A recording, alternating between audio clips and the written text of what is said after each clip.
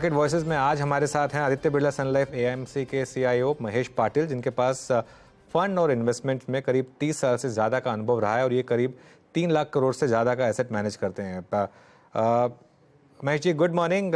बताइए, इस समय इस टफ फेज में मार्केट को आप कैसे अप्रोच कर रहे हैं?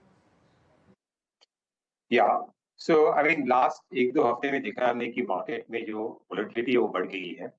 और इसका कारण एक तो ग्लोबल साइड में भी हमें दिख रहा है कि एक तो इंटरेस्ट रेट्स जो यूएस बॉन्ड यील्ड्स जो थे काफी स्पाइक हो गए थे, ऑलमोस्ट 5% टच कर गए। तो यहाँ पे थोड़ी रिस्क बन रही थी। और आई मीन इसराइल में भी जो कॉन्फ्लिक्ट हो रहा है उसके कारण भी थोड़ी सी नर्वसनेस है।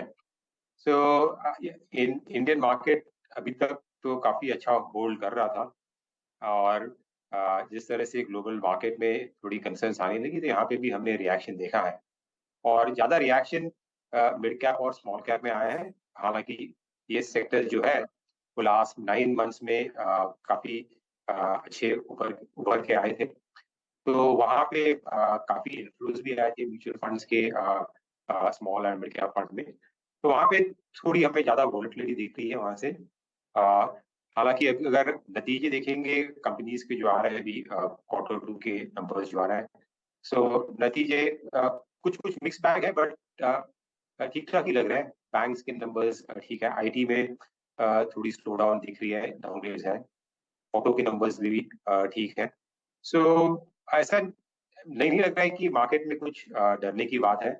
ओवरऑल ग्रोथ नंबर्स ऑल्सो जो है, इकोनॉमी की जो ग्रोथ ट्रेजेक्ट्री है जो हम मॉनिटर करते हैं मंथली बेसिस पे नंबर, तो अंडरलाइंग इकोनॉमी की ग्रोथ ठीक ही चल रही है। और उसके कारण अर्निंग्स ग्रोथ ये साल की जो रहेगी निफ्टी की अराउंड 15-16% के आसपास होने की उम्मीद है। तो इसके कारण अभी मार्केट में अभी जो करेक्शन फेज आ रही है उसके कारण अभी मार्केट का स्पेशली निफ्टी का अगर देखोगे लास्ट ईयर आपका जो वैल्यूएशन है वो अभी करेक्ट होके लॉन्ग टर्म एवरेज के आसपास आ रहा है। तो आई थिंक मार्केट यहाँ पे थोड़ी डाउन साइड और हो सकती है, बट एक अच्छे लेवल पे आ गए जहाँ पे लॉन्ग टर्म इन्वेस्टर्स इन्वेस्ट करने के लिए देख सकते हैं। हालांकि ग्लोबल मार्केट में अभी भी गुंजाइश है कि और नीचे और आ सकता है, बिकॉज वहाँ पे जो स्लो डाउन होगा because of higher interest rates, उसका इम्पैक्ट आपको एक दो क्वार्टर और वहाँ पे देख सकता है। ओके, तो महेश जी, इस समय मार्केट में जो सबसे ज़्यादा इम्पैक्ट आ रहा है वो बैंकों पर आ रहा है। Banks, large cap private banks चल ही नहीं रहे हैं इस मार्केट में। ऐसा आपको क्यों लग रहा है? क्योंकि नंबर्स ठीक ठाक ही रहे हैं सबके, कुछ खराब रहा नहीं। और ऐसा भी नहीं है कि कोई बहुत ज़्यादा बड़ी रैली आ चुकी थी इनमें पहले। या सो बैंक्स में राइट आपका ज्यादा सेलिंग है, बिकॉज बैंक्स में उसका एक कारण है, मोर टेक्निकल फैक्टर है कि बैंक्स में ओवरऑल ओनरशिप भी काफी ज्यादा थी, स्पेशली फॉरेन इन्वेस्टर्स की एफआईआईस की देखोगे। वैसे बैंकिंग और फाइनेंशियल्स ओवरऑल बेंचमार्क में भी काफी बड़ी मात्रा में उसका वेटेज है। तो जब भी मार्केट में नेगेटिव एफआईआई सेलिंग आती है तो हमें देखते हैं कि बैंक्स में उसके ऊपर ज्यादा इम्पैक्ट आता है। हालांकि बैंक में जैसे आपने ठीक बात की कि नतीजे ठीक ठाक ही हैं।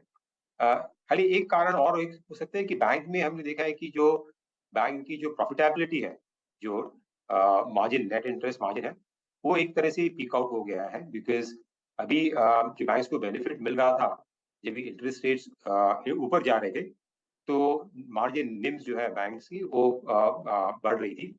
अभी यहाँ पे भी रेट हमें लग रहा है कि पीक आउट हो रहा है। तो जो इम्प्रूवमेंट था निम्स में वो पीक आउट हो गए। तो यहाँ पे आगे जाके थोड़ी निम करेक्शन आ सकती है। इसलिए जो नतीजे आएंगे बैंक्स में अगले 2-3 क्वार्टर में, वहां पे इतनी ज्यादा ग्रोथ नहीं होगी, बट अंडरलाइंग क्रेडिट ग्रोथ काफी अच्छी है, अराउंड 15% है। सो हमें नहीं लग रहा है कि बैंक्स में वरी करने की कुछ जरूरत है फंडामेंटली। हाँ, बिकॉज ऑफ टेक्निकल फैक्टर जो एफआई की सेलिंग हो रही है और ओनरशिप है, उसके कारण ये सेक्टर हमें वीक दिख रहा है। Mahesh, good morning. टेक्नोलॉजी कंपनियों के नंबर्स सारे आ चुके हैं और एक सिरे से सभी कंपनियों ने कहा है कि देखिए अभी भी पेन है, या तो अपने इनके क्लाइंट्स स्पेंडिंग को कम कर रहे हैं या फिर उसे पॉज कर रहे हैं। उस कमेंट्री में कोई बदलाव नहीं, लेकिन दूसरी तरफ H2 को लेकर उम्मीद है। आपको क्या लग रहा है, कुछ रिवर्सल आएगा इनकी अर्निंग्स में इन द सेकेंड हाफ, या फिर ये मामला FY25 तक टल गया है?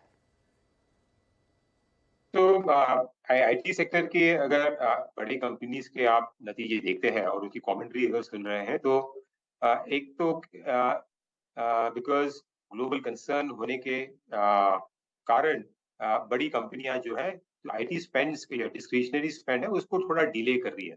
सो उसके कारण ओवरऑल जो ग्रोथ नंबर्स है ट्रेजेक्टरी वो हमें काफी कम दिख रही है।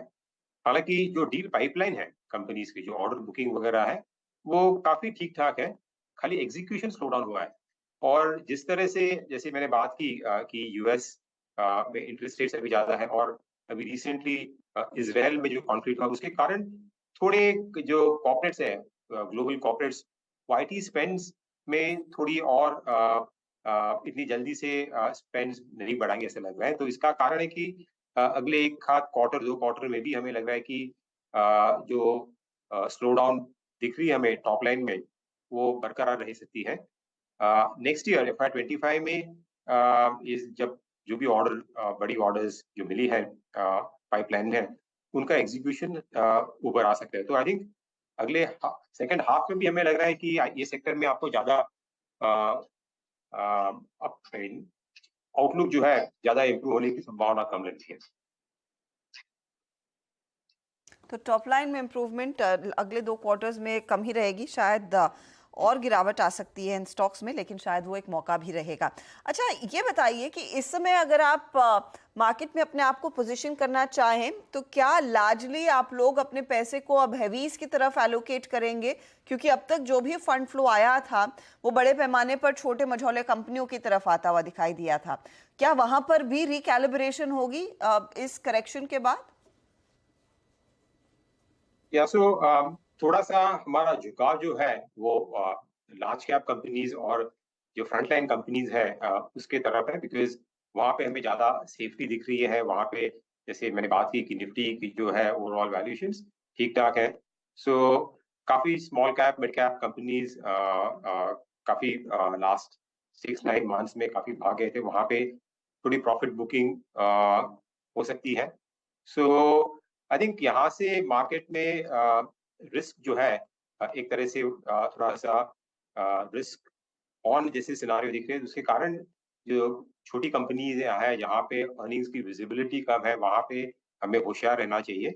और जो स्टॉक्स में काफी बढ़ोतरी हुई है और जिनके ओवरऑल फंडामेंटल इतने इम्प्रूव नहीं है वहाँ पे प्रॉफिट बुकिंग करनी चाहिए। तो एक तरह से पोर्टफोलियो में थोड़ा कंसोलिडेशन के लिए अच्छा ये मौका है कि थोड़ा पोर्टफोलियो लास्ट 1 साल में हमने देखा कि मार्केट की ब्रेड काफी बढ़ गई थी, तो काफी स्टॉक्स पोर्टफोलियो में थोड़े बढ़ गए थे। तो ये मौका है कि पोर्टफोलियो के थोड़ा कंसोलिडेट करके जो फ्रंटलाइन कंपनीज है और जो even mid cap small cap में जो बड़ी और लीडिंग कंपनीज है वहाँ पे थोड़ी कंसोलिडेशन हम कर रहे हैं। और आई थिंक ये मार्केट में ऐसा नहीं है कि जो मिड एंड स्मॉल कैप में जो करेक्शन लग रही है हमें लग रहा है कि वो करेक्शन शॉर्ट टर्म करेक्शन है। अगर इंडियन इकोनॉमी अगर अच्छी कर रही है तो काफी small cap and mid cap companies long term के लिए अच्छे परफॉर्म कर सकते हैं, अच्छी अर्निंग्स आ सकती है। बट हमें काफी सिलेक्टिव रहना पड़ेगा ये मार्केट में। जो सब स्टॉक चल रहे थे लास्ट 6-9 महीने में आई थिंक वो वैसा सिनारियो अभी हमें देखने को नहीं मिलेगा। काफी स्टॉक स्पेसिफिक मार्केट में रिएक्शन होगा।